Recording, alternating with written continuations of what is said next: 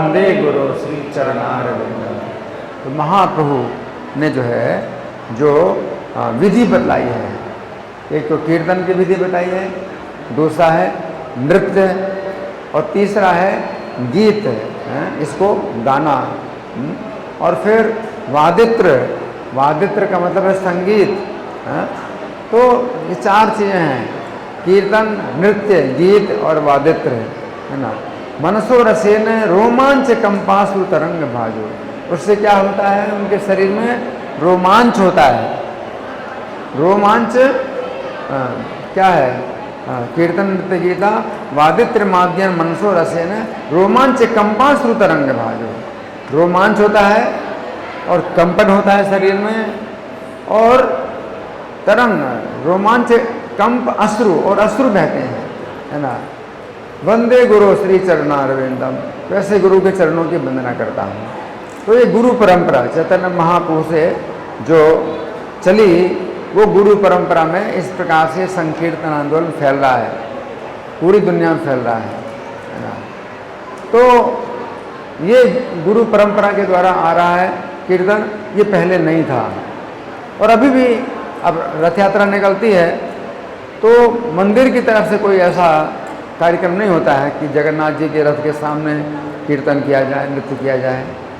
उनके अंदर है, सेवा की भावना बहुत है, और वो जो है परंपरा के अनुसार, जो प्राचीन परंपरा है उसके अनुसार वो जो है बजाते हैं ढोल, और ढोल है, कहड़, दगड़, नगाड़े, ये सब बजाते हैं, ये सब बजाते हैं। जो चैतन्य महाप्रभु ने दिया कीर्तन अभी नहीं होता। लेकिन हम लोग जो है चैतन्य महाप्रभु शिष्य परंपरा में जहाँ भी रथ यात्रा निकलती है तो सबसे बड़ा जो आकर्षण है वो किस चीज़ का होता है, कीर्तन, नृत्य, गीत और वादित्र संगीत, इन चीज़ों का जो है विशेष आकर्षण है। तो प्रभुपाद ने सबसे पहले जो शुरू की थी रथ यात्रा वो सैन फ्रांसिस्को में शुरू की, सैन फ्रांसिस्को में शुरू की थी रथ यात्रा। लेकिन उससे भी पहले प्रभुपाद ने रथ यात्रा शुरू की थी जब वे छोटे बालक थे, शायद 9 साल के, 9 साल के थे बालक। उस दिन उन्होंने सबसे बड़ा आश्चर्य किया था। 9 साल की उम्र में एक बालक, अकेला एक बालक, उसने 9 दिन की रथ यात्रा का प्रोग्राम किया था। सोचिए, अकेला बालक, उसने सब पड़ोस के सब बच्चों को जो है अपने जो है संगठन में लिया, अपने साथ में लिया, और पड़ोस की जितनी माताएं उनको भी जो है इस कार्य में लगाया। सब माताएं अपने अपने घरों से जो है भोग बना के लाएं, है ना। एक जो है छोटी गाड़ी, लकड़ी की बनी हुई गाड़ी कहीं से मिल गई, इस बालक ने जो है जगन्नाथ जी की रथ यात्रा निकाली पड़ोस में। तो प्रभुपाद ने जो है 9 साल की अवस्था में, 9 साल की अवस्था में एक बार देखी जगन्नाथपुरी में रथ यात्रा, है ना, और जो है वो उस प्रकार का प्रोग्राम किया। और इस बालक ने जो है बच्चों को लेकर के जो है भगवान को खींचा, जगन्नाथ जी को खींचा। गुंडीचा मंदिर की भी कल्पना कर ली कि भाई यहाँ गुंडीचा मंदिर है, और 9 दिन तक जगन्नाथ जी को वहाँ रखा, गुंडीचा मंदिर में रखा, और रोज़ प्रसाद वितरण हो, इतना प्रसाद वितरण हो रहा है। तो ये जो बालक था तो उनके पिता गौर मोहन डे थे, तो गौर मोहन डे से सब लोग जो है, बड़े बड़े लोग जो है पूछ रहे हैं भाई ये कौन सा उत्सव आप कर रहे हैं। और गौर मोहन डे बोले अरे ये तो बच्चों का खेल है। तो वो सब लोग बोले कि अरे आप ये बच्चों का खेल कह करके आप हमको वंचित कर रहे हैं, ये तो बहुत बड़ा प्रोग्राम है। सोचिए कितना बड़ा। और जब प्रभुपाद गए विदेश में तो उन्होंने नहीं सोचा था कि जगन्नाथ जी आएंगे, प्रभुपाद ने नहीं सोचा था कि जगन्नाथ जी आएंगे विदेश में। लेकिन जगन्नाथ जी कैसे आए, बड़े नाटकीय ढंग से आए, जैसे कोई नाटक हो, है ना। आप कुछ सोच ही नहीं सकते क्या होने वाला है, आगे क्या होने वाला है। नाटक में बड़ी उत्सुकता होती है, जिज्ञासा होती है कि क्या होने वाला है। ऐसे प्रभुपाद के साथ जो है जगन्नाथ जी ने मतलब खेल किया, तो प्रभुपाद सैन फ्रांसिस्को में थे, तो उन्होंने बिल्कुल नहीं सोचा था कि जगन्नाथ जी मतलब वहाँ आ सकते हैं। लेकिन क्या हुआ कि वहाँ का जो इम्पोर्ट हाउस था, इम्पोर्ट हाउस यानी आयात भंडार का मतलब है कि विदेशों से कोई जो चीज़ें आती हैं तो एक अलग ही उसका स्टोरेज होता है।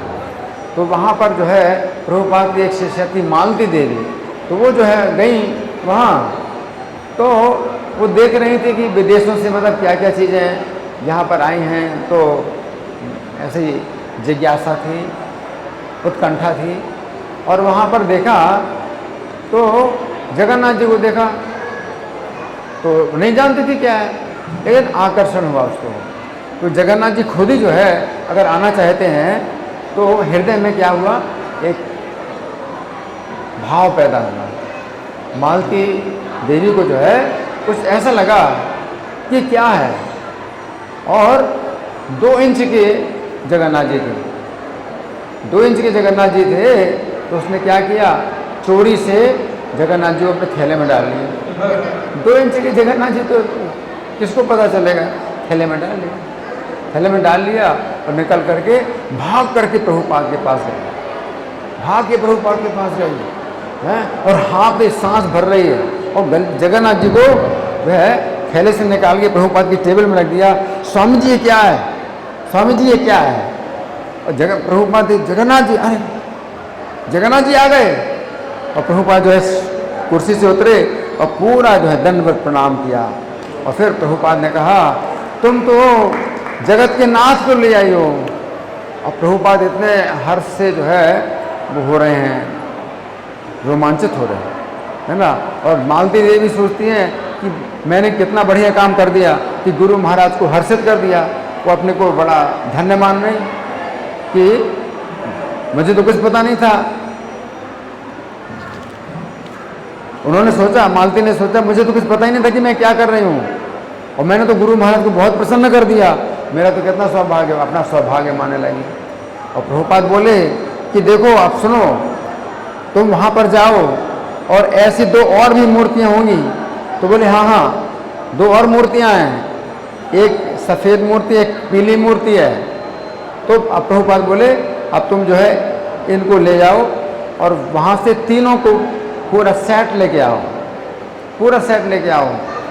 तो जो है थैले में डाल लिया जगन्नाथ जी को और चोरी से वहाँ रख दिया, जैसे चोरी से उठाया था चोरी से रख दिया, है ना। इसके बाद फिर जो है वहाँ से बाकायदा खरीद करके जगन्नाथ सुभद्रा बलदेव तीनों को लेके आए।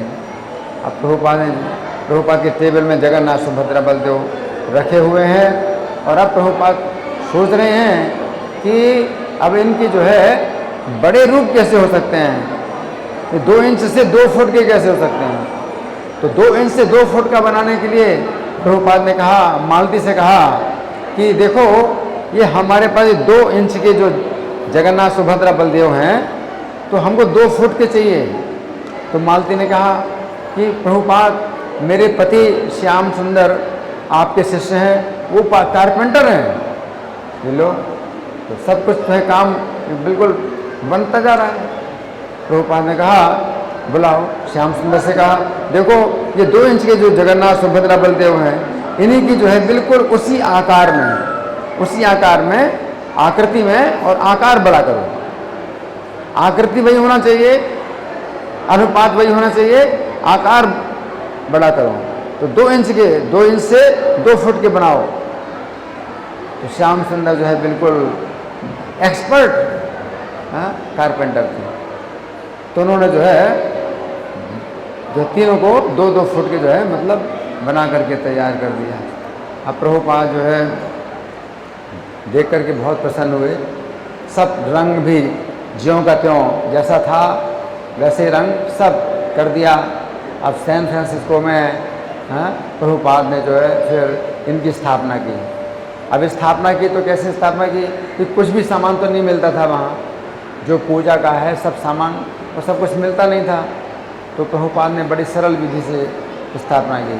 प्रभुपाद ने क्या किया, जगन्नाथ सुभद्रा बलदेव को अच्छे जो है वो आसन में स्थापित किया, और एक बहुत बड़ी कैंडल मंगाई है। कैंडल इतनी बड़ी, जैसे इतनी बड़ी कैंडल भी होती है ना, नीचे से इतनी बड़ी कैंडल है ना, काफ़ी बड़ी कैंडल मंगाई। एक बड़े थाली में जो है उसको जमाया, कैंडल को जमाया है ना, और ऐसे कहा घुमाते रहो, इनको घुमाते रहो। कैसे घुमाते रहो? क्लॉकवाइज, घड़ी के सुई की दिशा में घुमाते रहो। और जब एक आदमी का हाथ थक जाए तो दूसरा घुमाए, दूसरा का थक जाए तो तीसरा घुमाए, और हरे कृष्ण महामंत्र का कीर्तन करो। और हरे कृष्ण महामंत्र का कीर्तन करो, और उसमें नृत्य करना है। कैसे? सरल तरीका नृत्य करने का। दायां पैर जो है दाईं तरफ रखना है, फिर अपनी जगह पर रखना, फिर बाएं पैर को बाईं तरफ रखना, फिर अपनी जगह रखना।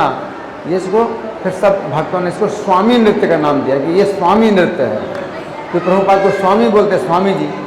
उस समय प्रभुपाद नहीं बोलते थे, स्वामी जी बोलते थे, स्वामी। तो ये नृत्य स्वामी नृत्य हो गया।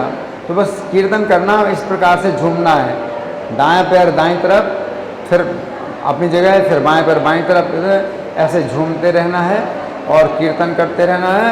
और अगरबत्ती नहीं, वही कैंडल को ही घुमाते रहना है। इस तरह से जो है 8 घंटा जो है यही किया। स्थापना हो गई, जगन्नाथ जी स्थापना हो गई। क्योंकि वहाँ पर कोई ऐसे लोग थे नहीं ब्राह्मण जैसे, वो कहते हैं कि नहीं ये स्थापना नहीं मानी जाएगी, हम तो पूजा करेंगे, हम तो यज्ञ करेंगे तब स्थापना होगी। लेकिन असली स्थापना यही है कि भगवान के नामों का कीर्तन किया जाए। कि भगवान के नामों के कीर्तन से प्रत्येक कार्य पूरा हो जाता है। मंत्रतस् तंत्रतस् छिद्रम देश कालार है वस्तुतः सर्वम करोति निश्चिद्रम नाम संकीर्तनम तरो। चाहे जितने भी मंत्र में दोष हो या छिद्र हो, कि गलत मंत्र आपने उच्चारण किया, तो हम नाम संकीर्तन करते हैं तो उसका भी छिद्र दूर हो जाएगा। तंत्रतः छिद्रम, तंत्र की बहुत सी विधियां हैं, उनमें भी जो है गलतियां होती हैं। आप नाम संकीर्तन करते हैं वो भी सब पूरी हो जाएगी। देश काला, देश स्थान के भी जो है बहुत दोष होते हैं, स्थान में बड़े दोष होते हैं। लेकिन आप नाम संकीर्तन करते हैं, स्थान का भी दोष दूर हो जाएगा। देश काल, समय का भी दोष होता है, ये समय दूषित है, इस समय में ये कार्य नहीं हो सकता।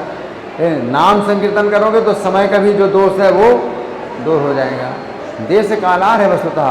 और व्यक्तियों में बड़े दोष होते हैं, हर व्यक्ति जो है उसके योग्य नहीं होता, कार्य करने के योग्य नहीं होता, है ना। लेकिन नाम संकीर्तन करने से उस पात्र का भी जो है दोष दूर हो जाता है। सर्वम करो देश छिद्रम नाम संकीर्तन दो। नाम संकीर्तन के द्वारा सभी कार्य निश्चिद्र हो जाते हैं। जितने छिद्र हैं वो सब समाप्त हो जाते हैं, कोई छिद्र नहीं रहता। तो भगवान की स्थापना इस तरह से की जा सकती है।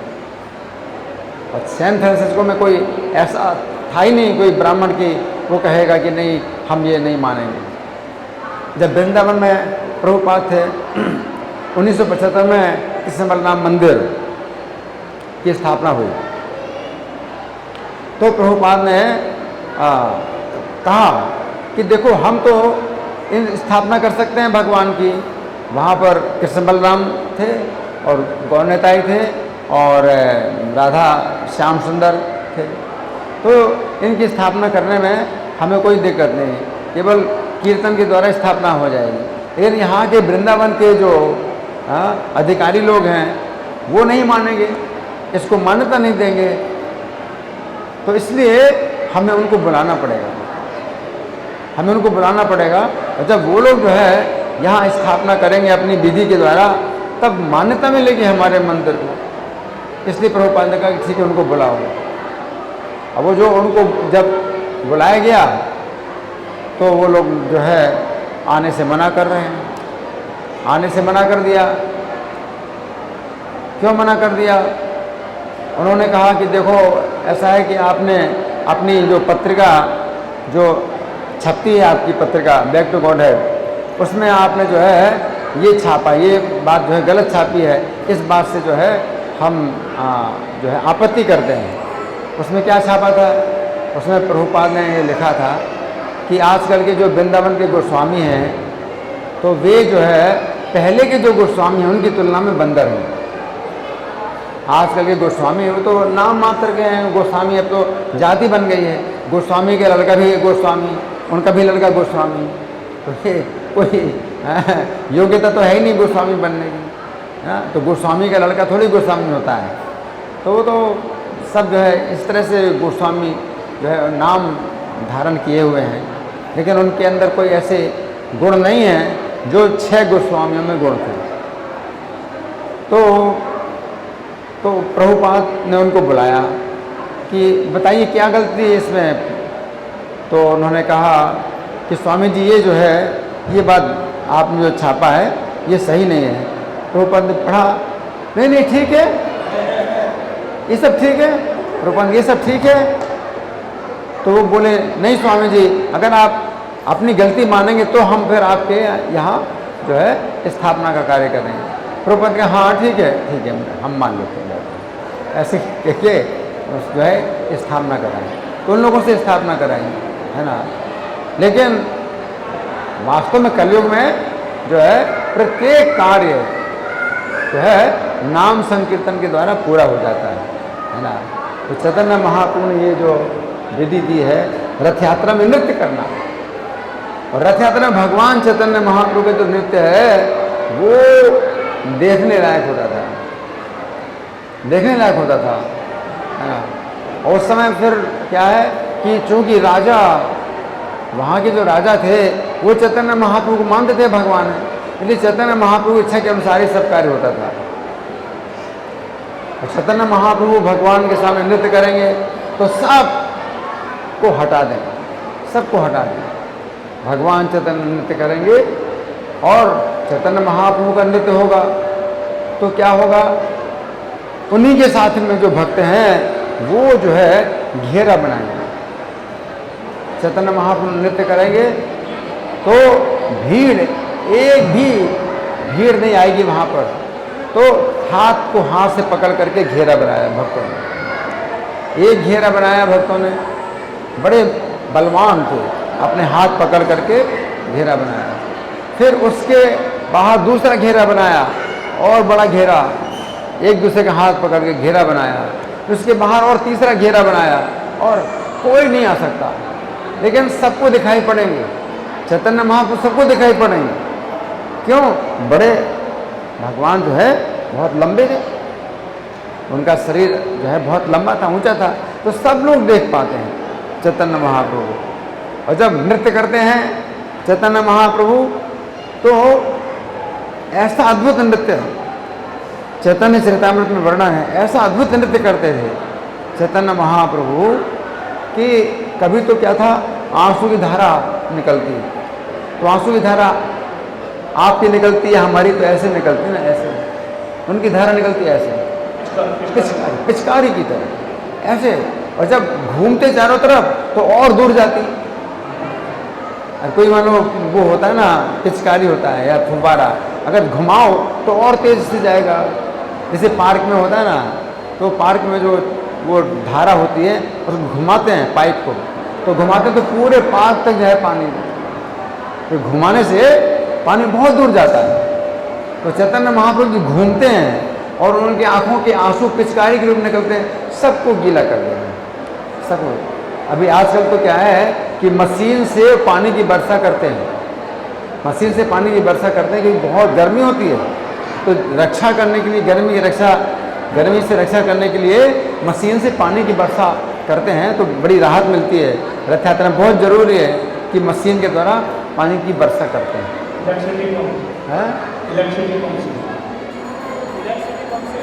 हाँ, वो पिचकारी से बहुत दूर तक वो करते हैं, वर्षा करते हैं। लेकिन चैतन्य महाप्रभु जब थे तो अपने आंसू की वर्षा से सबको गीला कर देते और गर्मी दूर कर देते। कितना आंसू निकलता, कितना आंसू निकल, सबको नहला देते। बहुत गर्मी होती है, रथ यात्रा के दिन बहुत गर्मी होती है, और वो जो है फिर वो पूरा दोपहर का सूर्य होता है ना। भगवान चैतन्य जो है बहुत ऊंचे हैं और घूमते हैं, सबको जो है क्या करते हैं, नहला देते हैं, सबकी गर्मी दूर करते हैं भगवान। फिर जब वो शरीर उछलता है उनका, उछलते हैं तो कितनी दूर उछलते हैं आप देखोगे,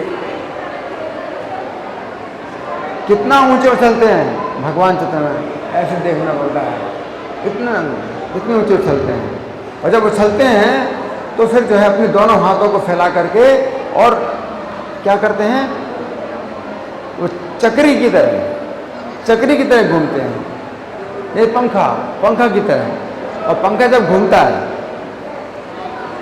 घूमता है तो उसके पंखे जो है क्या होते हैं, जैसे एक जैसे हो जाते हैं। तो उसी प्रकार से चैतन्य महाप्रभु पूरा शरीर जो है अलात चक्र की तरह घूमता है। अलात चक्र क्या होता है, अभी रख दो माता जी, अभी नहीं, अभी सुनो, अभी मैं कुछ बोल रहा हूँ ना, अभी कुछ और मत करो, मैं बता रहा हूँ। अलात चक्र क्या होता है, ये एक लोकाठी होती है, लकड़ी के दोनों तरफ सिरों में आग लगी होती है और घुमाया जाता है लाठी को। तो जब लाठी को घुमाया जाता है तो आग का घेरा बनता है, और आग का घेरा ऐसा बनता है जैसे पूरा घेरा बन गया आग का, तेजी से घुमाते हैं ना तो वो आग का पूरा घेरा बन जाता है। ऐसे भगवान चैतन्य जब अपने दोनों हाथों को फैला करके और घूमते हैं और उछलते हैं, कोई नहीं कर सकता। अगर आप उछलेंगे तो घूम नहीं सकते, अगर आप घूमते तो उछल नहीं सकते, लेकिन वो घूमते भी हैं उछलते भी हैं। तो वो अलात चक्र की तरह जैसे आग का घेरा बन गया, इस प्रकार से पूरा शरीर उनका जो है ऐसा दिखाई पड़ता है ना। फिर उनका जब पसीना निकलता है तो कैसा पसीना निकलता है, हमारे शरीर से ही पसीना निकलता है, ये उनका शरीर से जब पसीना निकलता है तो कैसे निकलता है, खून भी है साथ में निकलता है। ऐसा पसीना कभी नहीं निकलता किसी का कि पसीने के साथ खून भी निकले, ऐसा।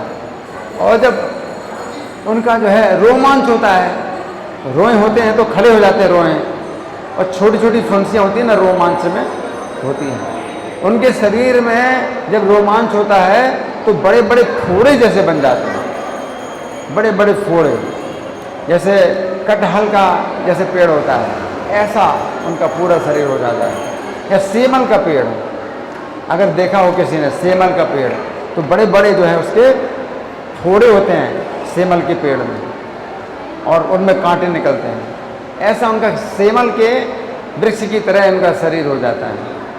तो ये जो है कीर्तन, ये जो कीर्तन और ये जो नृत्य है, ये सबसे ज़्यादा जो है आकर्षक होता था।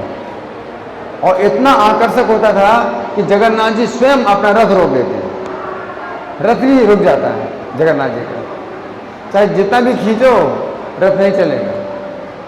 उस समय क्या था कि ब्रेक भी नहीं लगाते थे, रथ में ब्रेक नहीं होता था। जगन्नाथ जी खुद ही अपने रथ को रोकेंगे, अपनी इच्छा से रोकेंगे, चाहे जितना खींचो नहीं चलेगा रथ। और चैतन्य महाप्रभु नृत्य देखने के लिए सामान्य जनता की तो बात छोड़ो, जगन्नाथ जी भी जो है क्या हो जाते हैं, विस्मित हो जाते हैं। और चैतन्य महाप्रभु की तरफ उनकी नज़रें एकदम क्या है, मतलब स्थिर हो जाती हैं नज़रें। और चैतन्य महाप्रभु जब आगे बढ़ते हैं तो रथ आगे बढ़ता है, अगर चैतन्य महाप्रभु रुक गए तो रथ भी रुक गया, और चैतन्य महाप्रभु को रथ के पीछे चले गए तो जगन्नाथ जी आगे बढ़ेंगे नहीं, क्योंकि चैतन्य महाप्रभु नहीं दिखाई पड़ रहे हैं जगन्नाथ जी को, पीछे चले गए तो रथ आगे नहीं बढ़ेगा। तो इतना जो है मतलब वो था रथ यात्रा का आकर्षण, ये रथ यात्रा का आकर्षण था, है ना। तो अभी हम लोग तो वैसा नहीं कर सकते, लेकिन फिर भी रथ यात्रा में सबसे ज़्यादा जो आकर्षण है वो इसी का होता है कि भक्त लोग जो है कीर्तन करते हैं और नृत्य करते हैं, है ना। कोई विशेष आकर्षण है ना। तो अब पूरी दुनिया में रथ यात्रा निकलती है, लेकिन प्रभुपाद ने जो विधि दी है, मृदंग शब्द करताल नाद श्री कृष्ण संकीर्तनम उत्सवम जहाँ स्थापित वर्ष सहस्रवृंदम नमामि तम श्री प्रभुपाद देवम। तो प्रभुपाद देव को मैं नमस्कार करता हूँ, जिन्होंने हजारों सालों के लिए एक कीर्तन की परंपरा स्थापित कर दी, मृदंग के शब्दों के साथ में और करताल की जो है ध्वनि के साथ में श्री कृष्ण संकीर्तन उत्सव स्थापित कर दिया। तो रथ यात्रा, अब रथ यात्रा का जो उद्देश्य है वो केवल भगवान के नामों का कीर्तन है। अभी तो क्या है कि अब रथ यात्रा भी जगन्नाथपुरी के अधिकारियों ने बंद करवा दी है कि जब रथ यात्रा होगी जगन्नाथपुरी में, उसके 10 दिन के भीतर ही आप जगन्नाथ जी की रथ यात्रा निकाल सकते हैं, नहीं तो जगन्नाथ जी की रथ यात्रा नहीं निकाल सकते। तो उससे कुछ फर्क नहीं पड़ता है। कृष्ण बलराम की रथ यात्रा निकालते हैं भक्त लोग, और करते क्या है वही करना है। चैतन्य महाप्रभु ने क्या दिया है? कीर्तन, नृत्य, गीत और संगीत, ये 4 चीजें चैतन्य महाप्रभु ने दी है। अब वो जगन्नाथ जी की रथ यात्रा अगर नहीं निकालने देते हैं तो हम कृष्ण बलराम की रथ यात्रा निकालते हैं, लेकिन करते क्या है वही करते हैं। महाप्रभु का जो है कीर्तन, नृत्य, गीत और संगीत, यही जो है सबसे बड़ा जो है कार्यक्रम है कि कलयुग में लोगों की शुद्धि होगी। अब ये कीर्तन, नृत्य, गीत, संगीत अपने घर में भी लोग कर सकते हैं, रोज कर सकते हैं। ऐसा नहीं कि रथ यात्रा के दिन ही करें, साल में एक बार करें, रोज करना है तो रोज किया जाता है। घर के अंदर भी किया जाता है, घर के बाहर भी किया जाता है, और दिन में और सवेरे शाम कभी भी किया जा सकता है। इसमें कोई रोक टोक नहीं है, इसमें कोई भी नियम नहीं है। तो ये जो है विशेष रूप से ये संकीर्तन आंदोलन है जो चैतन्य महाप्रभु ने रथ यात्रा के में साथ जोड़ दिया। अभी भी जगन्नाथपुरी में जो रथ यात्रा निकलती है उसमें कीर्तन और नृत्य का कोई कार्यक्रम नहीं होता है, बस केवल जो है वो है नगाड़ा है, ढोल है ना, ये सब चीज़ें बजाते हैं। तो उनकी भक्ति भावना वो सही है, लेकिन कलयुग का जो प्रभाव है, कलयुग के प्रभाव को दूर करने के लिए ये जो अस्त्र है संकीर्तन का, इसकी बहुत आवश्यकता है। इसलिए चैतन्य महाप्रभु ने कलयुग में विशेष रूप से रथ यात्रा के साथ में क्या जोड़ा है? कीर्तन, नृत्य, गीत और संगीत। तो जगन्नाथ जी के सामने, जगन्नाथ जी तक आश्चर्यचकित हो जाते हैं कि पहले कभी ऐसा नहीं हुआ। जगन्नाथ जी सोचते हैं कि रथ यात्रा तो मेरी हमेशा निकलती है, लेकिन ऐसा कीर्तन, नृत्य, गीत, संगीत तो कभी नहीं देगा। जगन्नाथ जी भी विस्मित हो जाते हैं। तो जगन्नाथ जी को प्रसन्न करने के लिए इस्कॉन की जो रथ यात्रा निकलती है उसमें कीर्तन, नृत्य, गीत, संगीत, ये सब चीज़ें होती हैं। धन्यवाद। श्री गुण वापसी रथ यात्रा महामहोत्सव की जय, श्री प्रभुपाद की जय। हरे कृष्णा।